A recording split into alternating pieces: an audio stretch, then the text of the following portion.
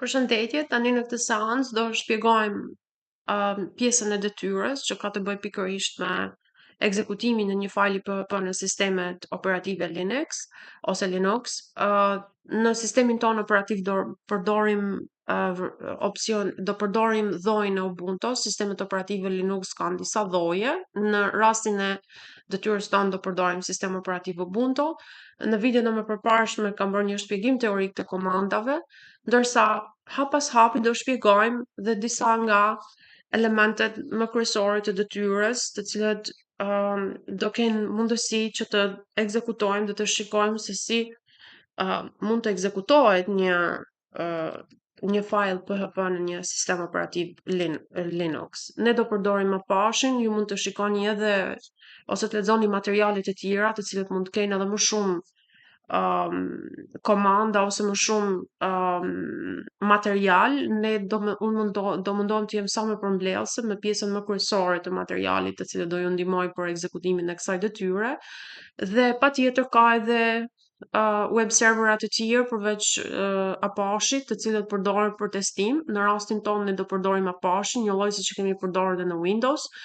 Në fillim, para se të fillojmë me konfigurimet, ne do të jemi të sigurt që sistemi operativ në cilën ne po përdorim është një Windows 11. Tashmë dhe Windows 10 ka dalë nga përdorimi dhe rekomandohet të kalohet në Windows 10. Në qoftë se nuk është një Windows 10, shfaq problem, në qoftë se nuk është Windows 11, shfaq probleme me pjesën e aktivizimit të WSL-s. Atëherë, për të aktivizuar WSL-ja, është një metodë shumë e thjeshtë. Në fillim duhet të shkojmë në PowerShell.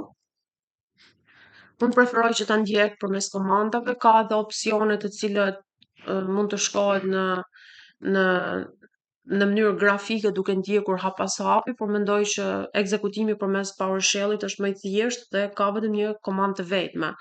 Atëherë hapet PowerShell-i si një administrator, që do të thotë jemi në PowerShell dhe do ta ranojmë si një administrator.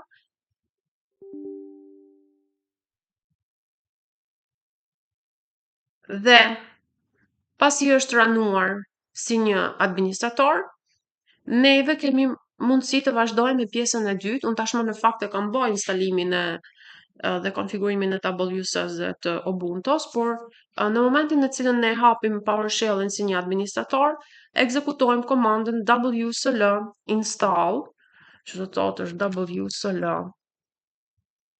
install. Unë nuk do ta ekzekutoj sepse në fakt unë e kam instaluar, por sidoqoftë në momentin që ju e ekzekutoni, do fillojë instalimi i WSL-s ose aktivizimi i këtij funksioni në Windows dhe në të njëjtën kohë do kërkoj vendosjen ose në momentin që ju e kërkoni mund të kërkoj një restart ose mund të kërkoj që të krijoni një default user që më pas ai default user do përdoret si sudo kur ju do e kuptoni gjatë kohës që do ekzekutohen komandat, që sa herë që ekzekutohet komanda sudo, kërkohet edhe konfirmimi me password. Sudoja është një komandë i cili ka privilegje administrative, që do thotë është një root, është një përdorues shumë i fuqishëm i sistemit, i cili ka akses jo vetëm në fajlat e thjesht që ju përdorni, por ai ka akses në çdo lloj veprimtarie që ka lidhje me kompjuterin tuaj. Prandaj duhet të jemi të kujdesshëm dhe duhet të shikojmë që komandat e tilla të mos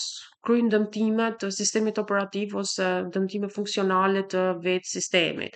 Prandaj rekomandohet të përdoret nga persona të cilët janë administrues të pajisjes ose atij lloji sistemi operativ.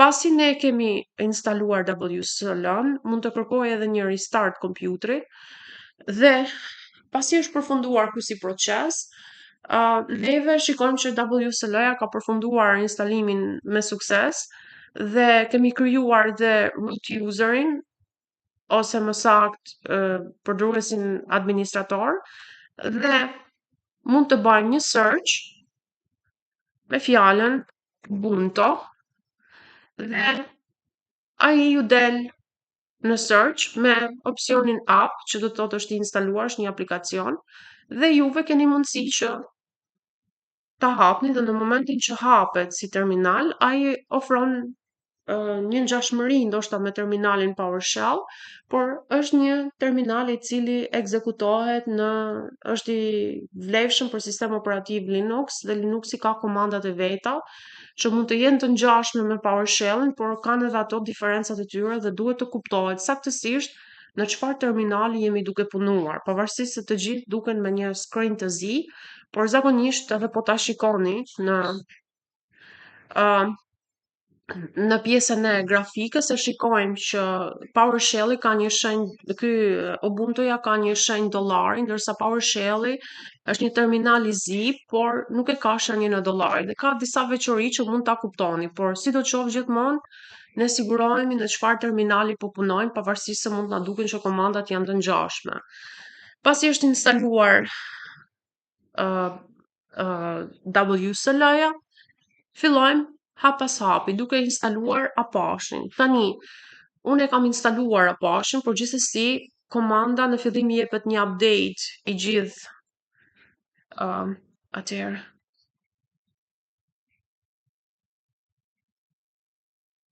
Shkojmë në Ubuntu. Okej. Atëherë. Jemi në Ubuntu dhe japim një sudo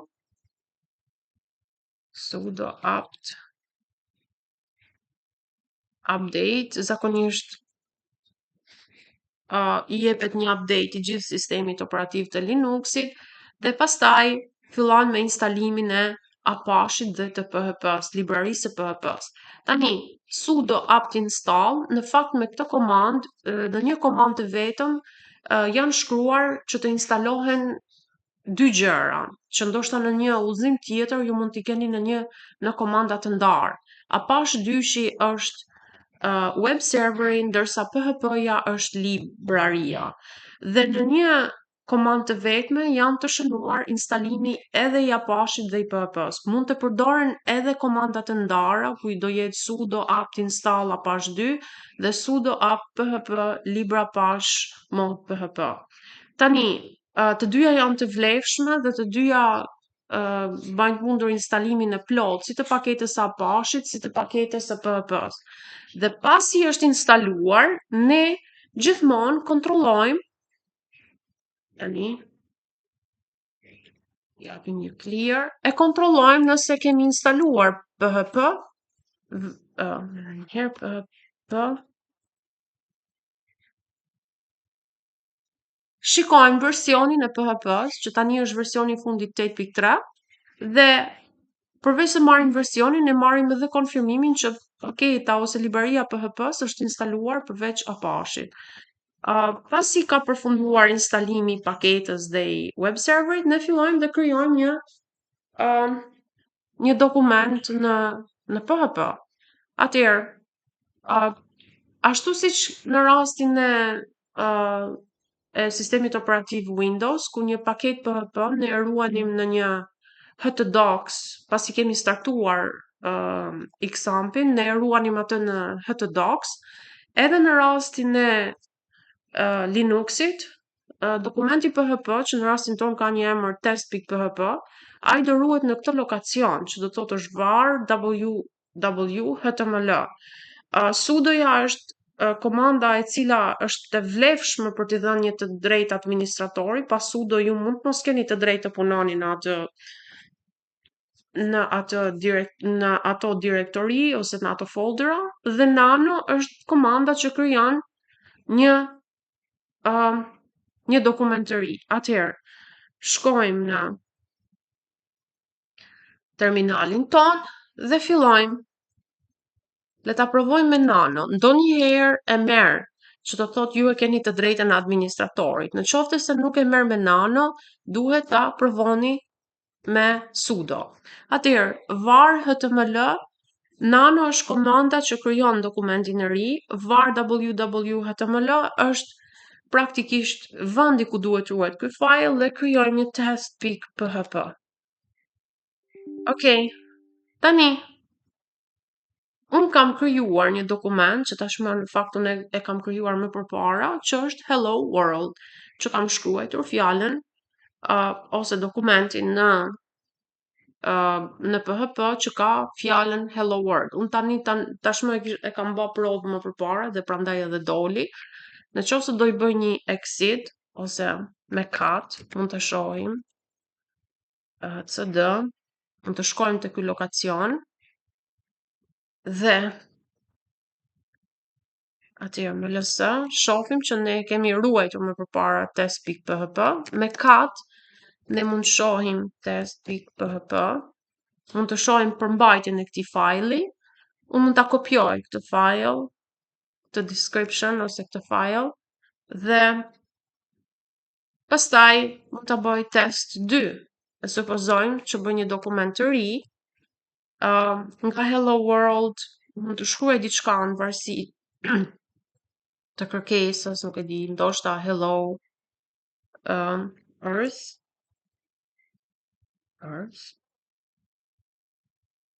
Atëherë, përveç kësaj, përveç shkrimit me një ctrl-o, bëj override dhe atëherë me yes diçka ka ndodhur gabim. Atëherë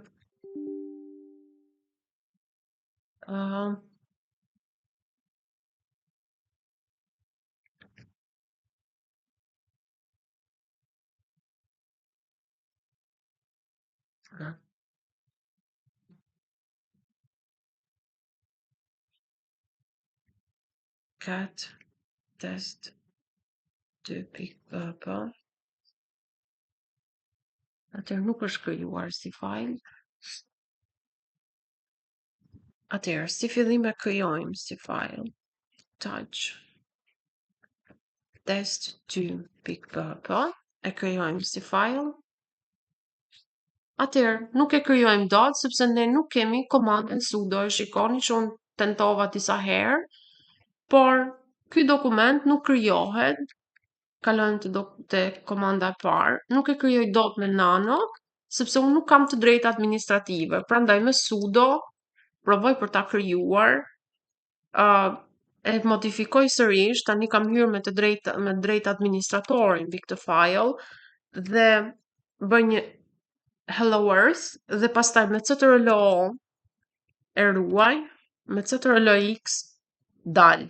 Në qoftë se bëj një cut test 2, ku unë duhet të shikoj se çfarë ka në brendësi të këtij fajli, unë e shikoj që kam ruajtur hello world, hello earth.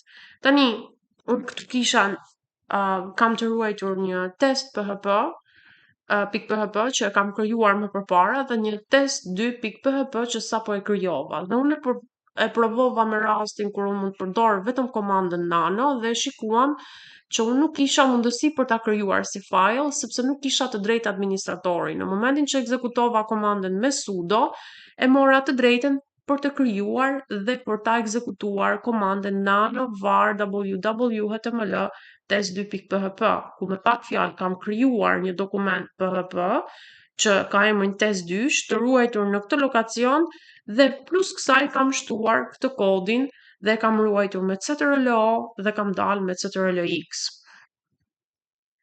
Tani, përveç pjesës së krijimit, ne duhet të sigurohemi që mbi pjesën e Apache-it. Tani, përveç pjesës së instalimit të Apache që ne pam në komanda më lart ku instaluam dhe paketën e PHP-s, ne duhet që ashtu si në Windows dhe Apache të jetë gjithmonë në statusin running, në qoftë se ne kërkojmë ta ekzekutojmë failin. Në qoftë se web serveri nuk është në statusin running, ne nuk e ekzekutojmë dot. Atëherë ne shohim sudo ku jemi? System.ctl që janë komanda sistemi, status, Apache 2 që është web serveri jonë. Dhe ne shikojmë që ajo është aktiv dhe është në gjendje running. Në qoftë se ne bëjmë një restart nga status, i bëjmë një restart, ne kemi mundësi ta restartojmë serverin tonë. Pastaj e shikojmë sërish të kemi running dhe ne këtu mund t'i bëjmë një start në qoftë se nuk është në statusin running i bëjmë një start, ose në qoftë se dojmë që ta përfundojmë, nuk dojmë që të ranohet, i bëjmë një stop. Këto janë komanda për menaxhimin e web serverit, të cilët neve na jep mundësi që të kontrollojmë statusin e këtij web serveri. Përveç kësaj, ajo që është më shumë rëndësi të kuptohet është që kur ne instalojmë Ubuntu në Windows, është një lloj sikur të merret një kompjuter i ri i cili nuk ka asnjë gjë të instaluar. Dhe për ta testuar kodin ton, ne na duhet një Firefox dhe ose një browser që në rastin tonë e kam rekomanduar që të jetë një Firefox. Tani për ta instaluar përdorim komandën sudo apt install Firefox. Dhe kjo na jep mundësi që ne me këtë komand, që unë në fakt e kam instaluar tashmë, më jap mundësi që të kem Firefoxin në Ubuntu. Përndryshe unë nuk kam nga ta ekzekutoj localhostin. Në qoftë se web browseri nuk është instaluar, nuk ka nga shfaqet localhosti. Dhe shkojmë sërish, dhe ashtu siç ishim në rastin në Windowsit, edhe këtu do kemi të mundur që të kemi një htt Firefox dhe shënojmë adresën tonë htt localhost, jemi këtu, http